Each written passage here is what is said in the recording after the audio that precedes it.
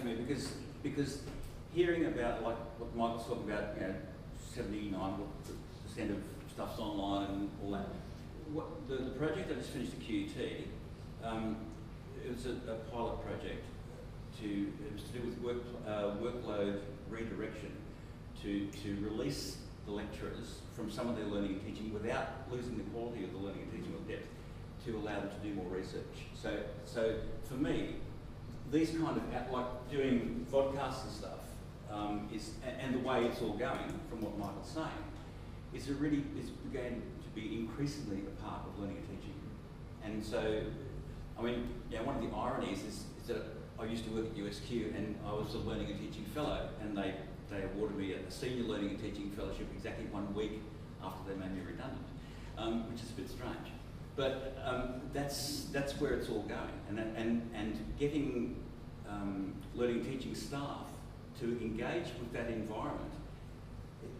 This project at the QUT was about the humanity of it, retaining the humanity, whatever the platform is, whatever the electronic wizardry is, retaining the humanity of two people talking to each other, and learning and teaching and having a two-way conversation or a one-way conversation, like in a podcast or whatever. So, but there are a lot of lecturers who are a lot of human beings who are very uncomfortable talking to a camera, talking to a piece of glass, and so getting them comfortable with that is what my fellowship was about, but also the kind of thing I was doing at QUT. So when we talk about the traditional path, absolutely, but we're not using paper, we're using cameras, we're using iPhones and blah blahs. How is a traditional path going to reconcile with that really different environment? I've just raised the question.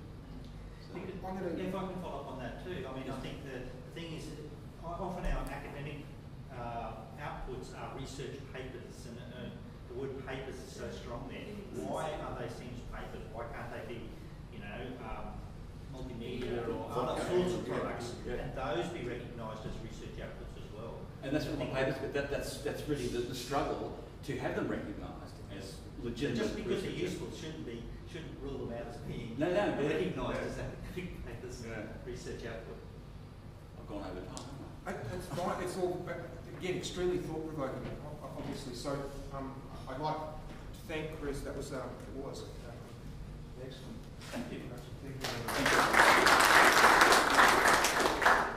In the following on from that theme of thought-provoking,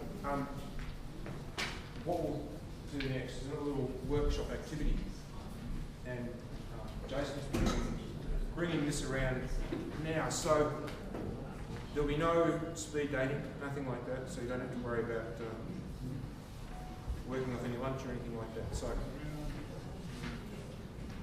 it's a sort of scenario based, and Jason will probably fill some more detail in a second. But it's about investigating an issue and developing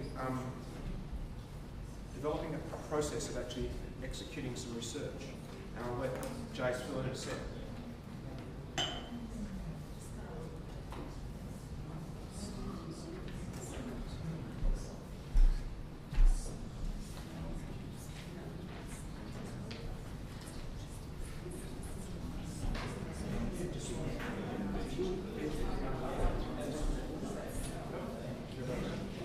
Okay, so this exercise is a little bit more focused than the last one. What I've done is each table has a scenario to look at.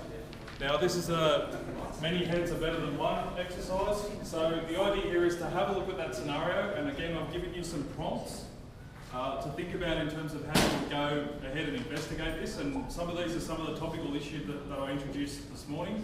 So as a group, your task is to think about how you might go and investigate that particular issue that you've got. So look at the prompts that I've got there for you, and I'll give you a bit of time to work through that, and then in a little while I'll get each group to report back and give us some idea about how they might like to investigate this particular issue. Some of them are a little bit more tricky than others, so see how you go.